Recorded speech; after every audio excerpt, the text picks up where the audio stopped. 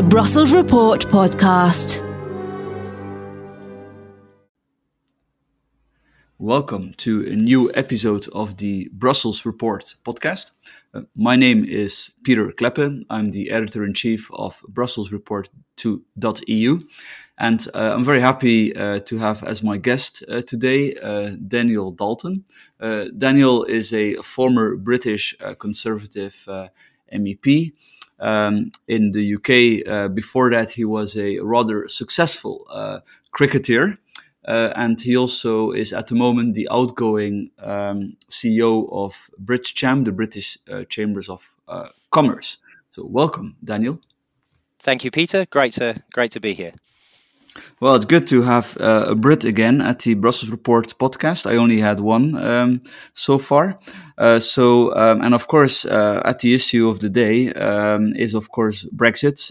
Brexit, I always said, was going to be eternal negotiation, and so far that has proven to be correct.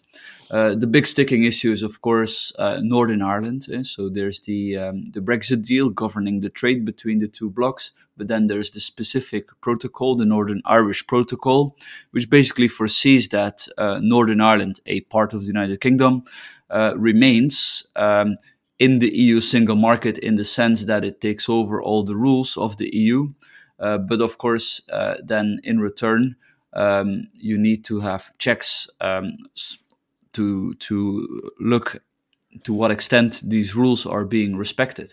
Now, because we don't want a hard border on the island of Ireland between the Republic and Northern Ireland, for the sake of the peace process, the UK conceded to checks in the Irish Sea, as it's called. So this is the water between Northern Ireland and Great Britain. So this is basically the EU managing to negotiate checks inside UK territory in that Irish Sea. Now, during the course of 2021, the UK has been dragging its feet to properly implement all of these checks. I understand they have implemented some of it. The big debate is now how to sort of water down these checks to make sure that it's not too disruptive, because there's a real problem with goods arriving from Great Britain into Northern Ireland. The Commission has made some proposals. On top of that, there's a second issue that I want to discuss, which is that if there are disputes between the UK and the EU, a relatively traditional arbitration arrangement is foreseen to sort of sort out these differences with representatives of both sides taking part. However, specifically for Northern Ireland, the top EU court, the European Court of Justice, based in Luxembourg, is the competent arbiter. And the UK government is currently trying to renegotiate that. It says it's not fair that your top court is the arbiter specifically for Northern Irish matters. So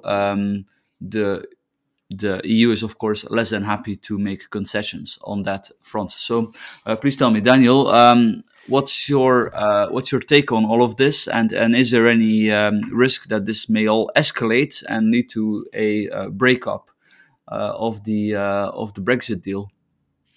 Yeah, I mean, well, I think you've explained it quite well there. I mean, I think there's two problems. I mean, there's two problems, and the two sides are still talking past each other. And Northern Ireland possibly don't understand each other's position. I think, from the EU side, they quite reasonably say, well, the UK signed this deal, so therefore, it should be committed to this deal. But I think from the EU side, there is a misconception that the deal itself is enough to ensure peace in Northern Ireland, and it isn't. I mean, the difficulty is that the deal ensures that there's no hard border between the Republic of Ireland and Northern Ireland, which is a key objective for the EU, but also an important objective for the UK. I mean, the UK wants to ensure that the Good Friday Agreement remains, which allowed an open border between Ireland and Northern Ireland, and between Northern Ireland and the rest of the UK. And I think this is where there's the problem, in that the deal, as it is constructed, effectively puts a border between the UK and Northern Ireland. Now, that is not the problem with this then is the way Northern Ireland community exists is that you need to bring on both the two communities. You need to bring on the nationalist community, but also the unionist community in Northern Ireland. And there is a big feeling within the unionist community in Northern Ireland that this deal has broken the Good Friday Agreement because it has put significant barriers between the UK and Northern Ireland, particularly in the way that it has been interpreted by the EU. In terms of the interpretation from the EU has been very strict, particularly with regards to food products. And I think where this becomes the problem is identity and food, culture and food are very closely linked. And actually, you could probably solve a lot of the problems here if you could solve the food SPS, the phytosanitary food standard issues, in terms of goods moving across from the UK to the EU. Because without that, there will be a feeling particularly in the unionist community in Northern Ireland, that the deal as it stands effectively incorporates Northern Ireland much closer into the Republic, and that, as things stand at the moment, is not it's not the proven will of the people of Northern Ireland, first of all, but particularly isn't of the unionist community. So where we stand is a situation where actually the deal as it stands on Northern Ireland could be provoking the peace to be challenged, which is very different from the rhetoric I think you hear from many in the EU, where there is a belief that the deal itself is the guarantor of peace, and I don't think that's the case. So this is the background to really why the UK is challenging it. Now, it's completely reasonable from the EU to turn around and say, well, the UK signed that deal, but ultimately it signed that deal because that was really the only option on the table to get Brexit done in the time frame that Boris Johnson had promised after he had won an election very strongly. So that's the challenge. Now, I do think there is a way out of this, though, because it is, like I say, the food standards and the SPS issues are the crux of this. And I do think that actually, if both the EU and the UK and also the US, actually, I think it has a role in this as well, all give a little bit, I do think that the deal here, that this could be solved relatively quickly, and that would be along the lines of the UK sort of agreeing to do an SPS agreement with the EU, given the fact that UK food law still is the same as EU food law. I mean, the UK hasn't diverged on any of its food law. That should be able to be done relatively easily. But the EU would also need to give on future changes to food law, i.e., because at the moment its position is that any future EU change to phytosanitary or food standards, the UK needs to mirror those changes. Otherwise, it wouldn't grant equivalence effectively of the standards. However, I think the EU Sorry, would can I interrupt? Is the EU demanding that the UK keeps its standards aligned for the whole UK or only for Northern Ireland? So, what I'm talking about in terms of the SPS agreement is it would need to be for the whole UK, because otherwise, how realistically could the EU check and govern the goods coming from, somewhere in the UK to Northern Ireland meet EU standards when other food coming from the same place might not? So, I think ultimately it would need to be an SPS agreement, probably that covered UK food standards in general. But this could be done, I think, because the standards are the same. There isn't a huge demand in the UK from the population to move the standards. But the sticking point, I think, is future standards. Whereas the UK would like a sort of equivalent system, i.e. where if the end goal is the same, even if the actual rules are slightly different, the end goal would be recognised as the same. So to me, this would be the UK giving up on its opposition to an SPS agreement, the EU giving up on its opposition to the UK aligning to future EU rules. And I think the US plays a part in this as well, because the reason the UK wants the freedom to diverge is so that it could do a trade deal with the US, of which food might be a part of that deal. And I think that the US, which of course is a guarantor also of the Good Friday Agreement, it was very deeply involved in that in the first place, would probably need to reassure the UK that this would not mean that the UK couldn't do a trade deal with the US. And actually, President Biden has intimated that over the summer. So I do think, despite all the rhetoric and the temperature being raised on Northern Ireland, there is a way out of this. And I think if food can flow relatively freely between the UK and Northern Ireland, then that will it will dial down the heat on a lot of the problems and the potential trouble that you could have there. Well, yeah, and like you say, it's not as if the UK public is not particular about its food. Eh? Let's all remember the horse meat scandal and these things. I mean, emotions always get very heated in the UK whenever there's a food issue. So, and also, it's not like when people from the EU 27 visit the UK that they're afraid to eat certain things. You know. I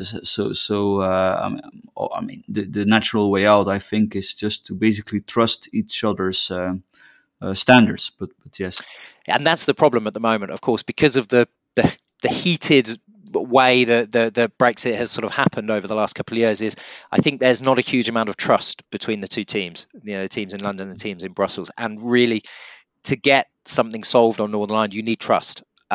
So there will need to be a bit of work building that trust. But I am relatively, I don't think it's insurmountable, despite all the rhetoric. All right. Well, good. Let's maybe move to another topic then, which is related to food as well, which is fish. Fish is in every country a very attractive topic for politicians to posture on, and of course, this is no different with Brexit. And we've seen the issue of French fishermen or certain French fishermen no longer given the right to fish in Jersey waters. I think Jersey is not exactly a part of the UK. It's like, well, legally it has a special status. I understand it was not even part of the EU. Please correct me if I'm wrong. The thing is, these fishermen are no longer to be able to fish there, or some of them, because the UK or Jersey is claiming they haven't complied with the right paperwork. And in response, France is going, let's say, full nuclear, even threatening to cut off UK electricity supply. People accuse French President Macron of playing this game because he wants to be seen as strong in Normandy and Bretagne ahead of the election. What's your take on this? Yeah, I mean, I think you're probably quite accurate there in that description. I mean, we know that farming and fishing is obviously a huge part of the French political culture, and that therefore it is always going to be important in the run up to a presidential election in France. I think we all recognise that. But I do think the reality of this is it's slightly been overblown. Jersey, as you say, isn't part of the UK. It's a crown dependency, so it's sort of the UK is responsible for its defence policy and that, but Jersey controls its own affairs in every other way. I think Jersey took advantage of the ability to reassign licenses to French fishermen as was needed in the bigger fishing agreement, the TCA part, the fishing part of the TCA, and I think none of us really know to what extent those renewals are genuinely.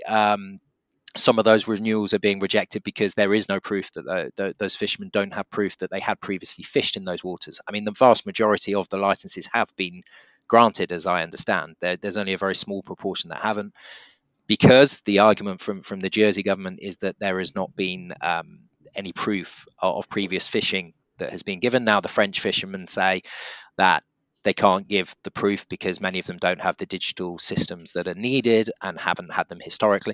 So, I don't think it's one that's easily solved by one side being right or wrong, if you see what I mean. It's clearly become a political issue that is far outblown from its actual economic impact. I mean, it's a very small number of fishermen. Fishing itself is a very small issue. So I do think when the political rhetoric is dialed down, that will calm down. But in the next 2 or 3 months, I think you have to see a lot of the French action are focused on the election. The reality from a UK side, of course, is that because of certain different standards that the EU applies, I mean, much of the fish that have been caught by British fishermen in British waters are just no longer able to enter the European market at all. So the fishing community in the UK, I think, and the British government is not probably in the mood to do any favours on fishing, given that they feel a little bit hard done by the application of the rules in the way it's been done from the EU side, which has effectively meant that despite an agreement on fishing rights in terms of fishing products and getting products into the European market, that has been much more restrictive than was expected in the deal. Now, again, I mean, many of your listeners will turn around and say, well, this is obvious. If you leave the EU, you're a third country and you're going to be bound by the third country rules. And that, of course, is correct.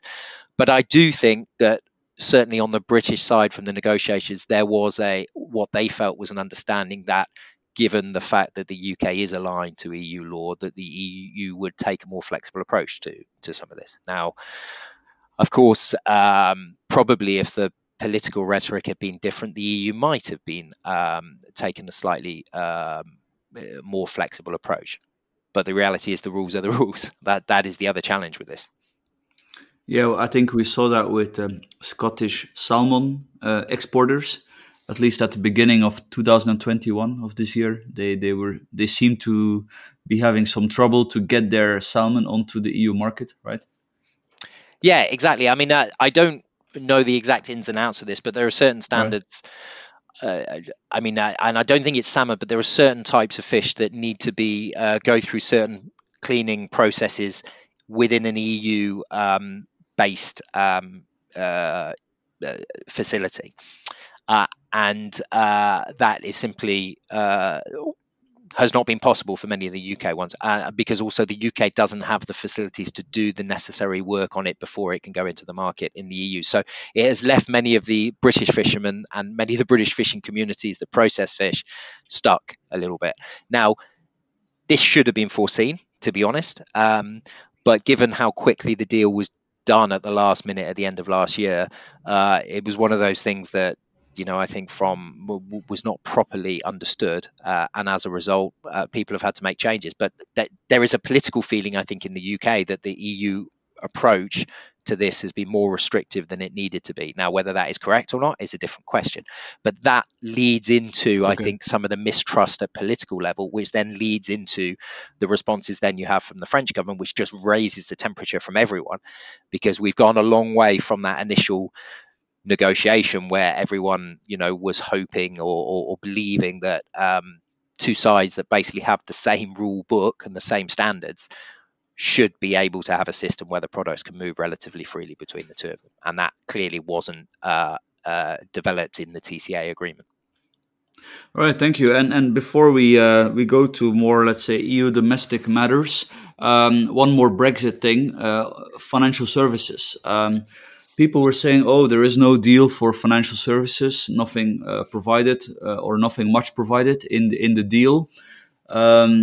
What's your take on this? How have British financial services been faring since January 1st?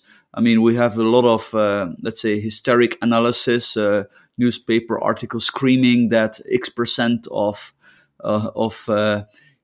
stocks is no longer being traded in London. But then on the other hand, we've also seen more rosy takes, most notably, I think last week, with the European Commission admitting that financial clearing in euros could continue to take place in London for a while longer, which was seen as a UK Brexit victory, so to speak.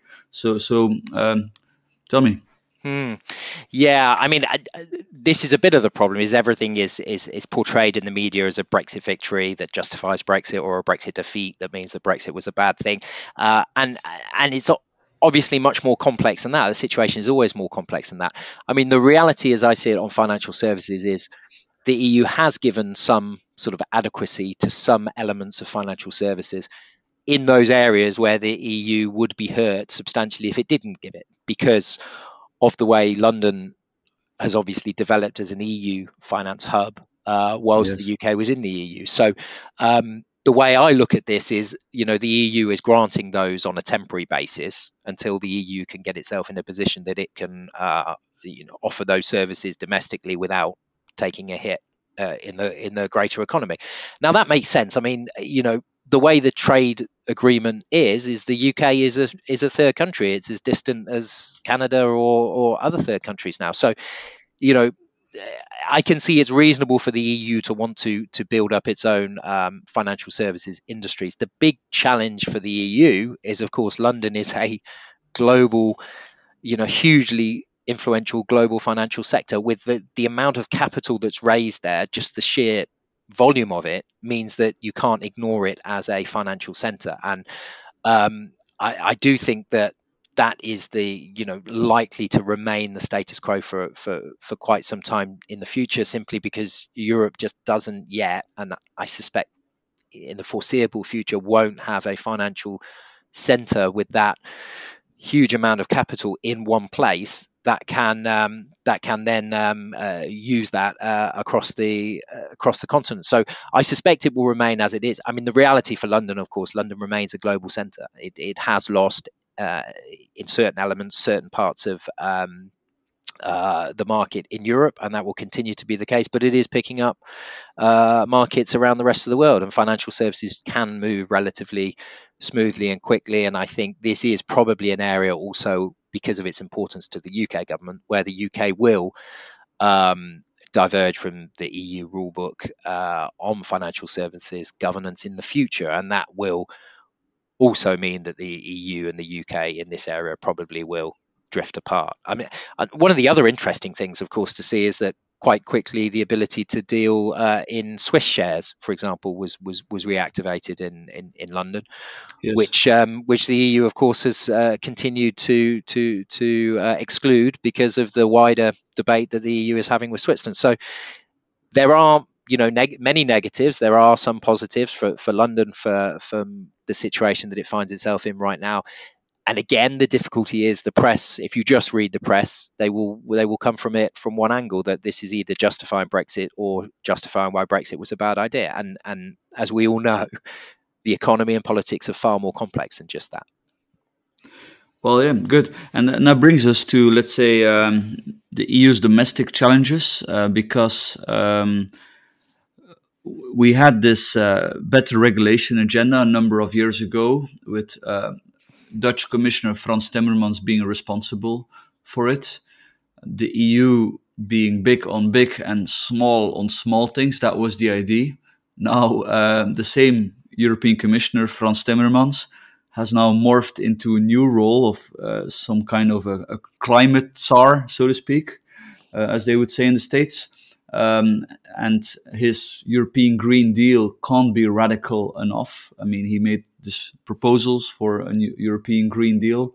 And I personally think this is quite symptomatic for, the way the EU is going about this. The better regulation agenda was, I think, seen as some kind of a concession to the British. And now that they're gone, well, do we really have to make all those efforts to become dynamic and everything? So especially the von der Leyen Commission seems to be going hard on regulation, not particularly friendly to innovation.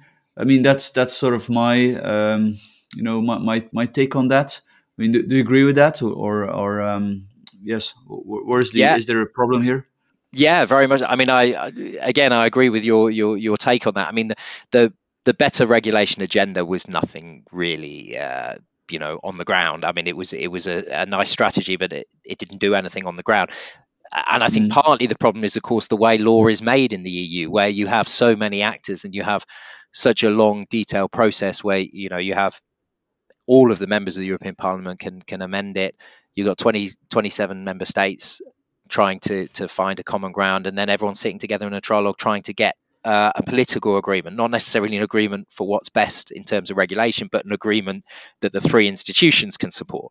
And so it's always unlikely in my eyes that you're gonna get better regulation in the EU. I think one of the other big problems, is the way the EU approaches risk in general. So, I think this has started really with the REACH chemical legislation, but is now so deeply involved in the EU approach to all regulation, is that it takes a hazard-based approach, i.e., if there's a hazard within a chemical or within a foodstuff or within a pesticide or one of these types of things, then it doesn't matter of the actual risk that is posed by using that ingredient in a certain way. They should automatically have significant risks on significant restrictions or be banned. That approach, I think, is the biggest problem to having better regulation in general in the EU.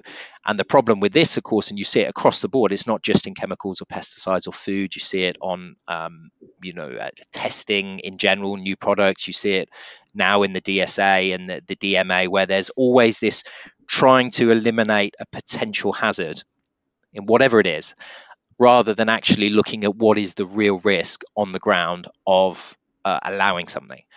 And I think this is, it's always been a problem for the way the EU does its legislation. And I think the challenge for the EU is, does the fact that you have a unified single market of 450, 500 million people negate the fact that it's more difficult or more costly to do business and innovate in Europe because of this regulatory framework? And up to now, probably the balance has been about even. The hazard-based approach and the over-regulation that you do see quite often in Europe has been balanced by the fact that you've got a single market, an internal market.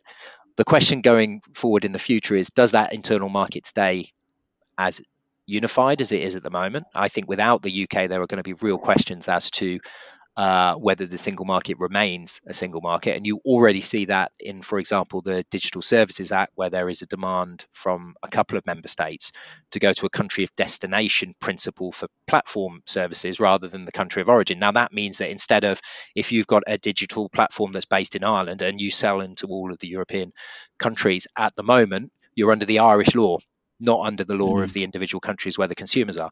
What the proposal, and I don't think it will happen in this Digital Services Act, but it's clearly, developing, is that you would have to comply with the rules in each of the individual countries where your customers are. That means you're going to need entities and setups and legal representation in all of those countries. So therefore, the benefit of the single market is not there. It's 27 separate markets again from an economic perspective, and that to me is the biggest challenge. You see it in the Digital Services Act quite clearly, but you can see it across the board in legislation that is passed at national level and at city level and regional level across Europe every day. Is that there are often legislation passed that doesn't take into account the wider single market, and I think the danger is if the European Commission are not very strong on protecting the internal market internally, then the balance will be out of sync, and the extra regulatory cost of innovating in Europe will not be worth it. Particularly when you have, of course, the UK now sat on the edge of the EU, likely to diverge in some areas, particularly on this type of hazard be risk-based approach. And the EU is going to face some economic challenges. And as a result of that, there should be a question, I think, long-term about how does the EU regulate itself? How does it get the balance right, dealing with all of these concerns that, people have about all sorts of different products in a way that does allow innovation to take place across Europe. And maybe just to add one more point on this, I mean, the EU can get it right quite often. I mean, if you look back at the e-commerce directive 20 years ago, which was sort of a ground-breaking piece of regulation before anyone really sort of understood what the digital economy was going to become. And some of the provisions for the e-commerce directive and things like safe harbor that they had in there allowed the growth of a big digital economy in Europe. And we have a big digital economy in Europe. Now, that was partly because of a piece of legislation that was put in place relatively quickly and without lots of potential restrictions, because people weren't necessarily seeing the risk then, they were seeing the opportunity.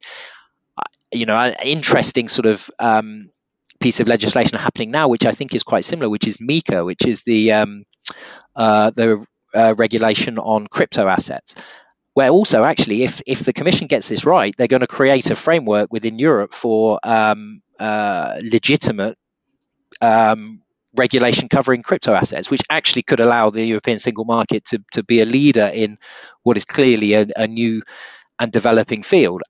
We may look back in 20 years' time and think that's a bit like the e-commerce directive that fostered a market in Europe ahead of the rest of the world. So I think there are benefits. I think there are possibilities, but Europe's really got to get this regulatory balance right. Well, it's interesting. Of course, I agree with your point in general. I'm not sure I agree with crypto, because the whole point of crypto, I think, is to serve as a black market currency. I mean, at least Bitcoin was completely set up. But let's see where that evolves indeed. Just on No, that, sure, just yeah. coming on that, because of course this is much wider than that, because it's, when you're talking about crypto assets, you're not just talking about bitcoins or cryptocurrencies. You're talking about potentially central bank backed digital currencies put together by put out there by national banks, national governments. You're also talking about the regulation of stable coins or currencies that are created by companies. And I think this came because of Facebook and Meta's embrace of trying to create their own internal cryptocurrency. So the point I'm saying on that is actually what the EU could do by having a piece of legislation governing this. And by governing it and by having that legislation, they're legitimizing the whole field. You may well mean that Europe is a seed for the legitimate development of crypto assets in the future. And so I think it's worth watching that. And I think sometimes at the moment people think about crypto just in the way that you described it. That's not actually the future of crypto. Well, yeah, let's see. I think the jury is still out on that. Coming back to that point you were making about the EU, let's say, no longer compensating the value of the single market with the fact that the regulation is becoming so expensive. I mean, isn't the problem also that if the EU would be expanding its single market to other areas where it's not properly opened, like, for example, services, then, the balance could be a bit, I mean, more regulation and the cost that comes along with it wouldn't be as bad anymore, right? Yeah, definitely. I mean, the other side of this is the EU needs to not complete, but deepen the single market. I mean, I don't think the single market will ever be completed given the nature of, you have 27 different countries that will also have slightly different views on everything. But you do need to deepen the single market. But on services, it is interesting because the Commission is always trying to deepen the services single market and often doesn't get very far. The European Parliament is, in particular, a bit wary about this. But now looking outside the EU, from the UK, that actually the services single market is quite better developed than sometimes inside the EU we think it is. I mean, now try accessing the EU single market for services from outside the EU, from the UK, and you suddenly realise that there's a challenge with that, particularly in recognition of qualifications, particularly in a lot of more regulated industries. So it is there is still a single market in services up to a point. The EU would be best placed, I think, to try and deepen that. But the minute you deepen services, you get to the eternal problem with the EU single market, which is, when you start touching on services, you start touching on issues which are very, very important to the psyche of member states and often to people in many of the member states. Things like, regulating protected services, potentially, things that can backfire politically quite quickly on you. And this is always the challenge, I think, for the more you develop the internal market, the more you're going to have a European answer to everything. And the more you have a European answer, the more you are going to encourage people to choose a view that is not European, or that is unhappy with this European answer. And therefore, that's the balance. So yes, in an economic term, I think definitely deepening that single market in services is really important. But we have to take into account the political side of this as well. And to a certain extent, a big reason I think why the UK voted to leave was because of extension of the single market and rules in the single market into areas that people in the UK didn't like, and often took, the press particularly took these to the extreme. Things like rules on bananas, rules on sausages, rules on a wide variety of stuff, even in services. So I do think that's the challenge. But from an economic sense, yes, definitely. Harmonization, yeah. I've always argued that, yes, of course, you need to expand the single market, but basically, instead of harmonization, the EU should go for mutual recognition, meaning that if they want to, let's say, make it easier to buy a car in another country, they shouldn't have, let's say, a new harmonized EU regulation on consumer rights when it comes to buying a car, but basically countries should simply recognize each other regulations. But then, I mean, there's not only no trust or no sufficient trust between Britain and the EU to have a thing like that, or to have it at a proper in a proper way. But also between European countries, there is insufficient trust. Unfortunately, I would argue to go with that ideal system. Definitely. I mean, I think on mutual recognition via harmonisation, this is really interesting because I did the type approval for cars file in the Parliament after the Volkswagen issues, and that is a mutual recognition system. Mm-hmm. But if you're going to have a mutual recognition system, you've got to have someone checking the authorities in the member states to check that they're in line with the overall rules that govern the mutual recognition, which is, of course, where the Commission come in.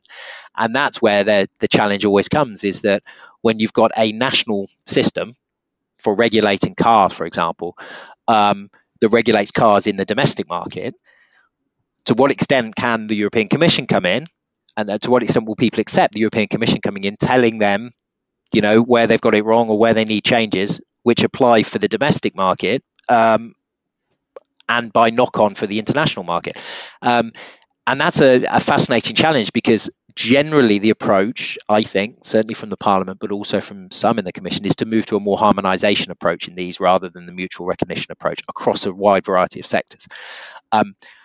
Now, that would help for an internal market perspective, but I think, again, from a political perspective, it would really harm things. And of course, for the UK to have mutual recognition, you've got to have someone checking that everyone's in line, and who does that? And that's always been the challenge, I think, for the Brexit debate, is if it's the European Commission doing that, then the UK is not going to accept it. If it's some separate, independent body that's neither British nor European, well, the European institutions are not going to set that up just for the UK. So that's where the challenge comes. But from a ideological perspective, I certainly agree with you. Mutual recognition is better, but I would also minimize.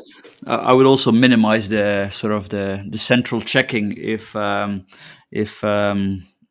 systems are basically trustworthy. I mean, I think the whole point of trade is trust, and if we allow Romania into a single market, I think that sort of then involves that we also trust food being produced there. Also a lot of these checks are also done at the industry level. Let's not forget that industry checks are typically way more properly done than government checks. But Definitely. Maybe let's move to the very last point I wanted to ask you. Since Brexit happened, let's say maybe 2020, right, when Britain legally left the European Union, to what extent is a change of culture at the EU policy level already visible? In the sense that the British sort of the British contribution to the EU, which was always, to put it in a cliche way, support for free market policies, things like that. To what extent is that disappearing already? Is that visible already? I think it's a bit early to say, actually, because I think in the Parliament that's definitely true. I think in the Parliament you see that sort of European Parliament, in the European Parliament you see that sort of the mitigating approach a little bit that British MEPs across the board had isn't necessarily there, but the impact on the overall EU lawmaking, I'm less sure, because I think the council does still play that same role. I mean, the council tends even now to pull the Parliament back from positions that maybe are unworkable. I think the real interesting thing here is how those other countries who were probably allied on a more liberal approach generally to economic policy and used to hide behind the UK are now having to sort of put themselves together and be a little bit more vocal themselves to try and look after their interests. I think in the digital environment, you see that with the D7 group. And I think it is, I think that's where it's going to be interesting to see which countries out of them, really sort of put their head forward and are prepared to be the ones to stand up for some of this. I think long term, the real challenge is a little bit, as I mentioned before, is that how will the Commission be able to deal with, internal threats to the internal market, which in the past the Brits in all of the institutions would be the biggest advocates for the single market, so would push against those potential threats very quickly. I'm not sure that is there in the same extent that it was before, and it's going to be very interesting in the future to see how the Commission puts up with it. I do think, of course, the COVID situation has really upended, particularly how the Parliament works, and it's quite difficult, I think, to see where the Parliament's going to fall at the end of this once we get back to normal. It's a completely new normal, because not only you don't have the UK MEPs there, but also whatever changes that have come about from COVID, particularly in the structures of how amendments are voted on and how that process is done, almost means there's a completely new beginning. It's not something that you can easily compare to a situation 2 years ago. So I think some of this is too early. Clearly the British sort of temperance on some of this, economic exuberance that you sometimes have from EU policymakers is going to be lacking in the future. But you do look at the big issues that the EU is working on at the moment. Again, I say the digital stuff, but also on the Green Deal stuff. And the UK and the EU are quite aligned on a lot of this stuff. You see the debates in the UK Parliament on what proposals coming out from the British government. They're not that different from anything that's coming from the European Commission. So, it will be interesting long term to see it. I wonder if the impact might be less than people originally thought. Interesting. Well, Dan and Dalton, thank you very much. I thought that was a really fascinating discussion. No, thank you very much for having me.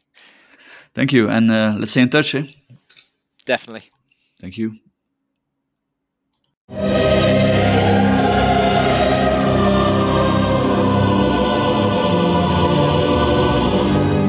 The Brussels Report podcast.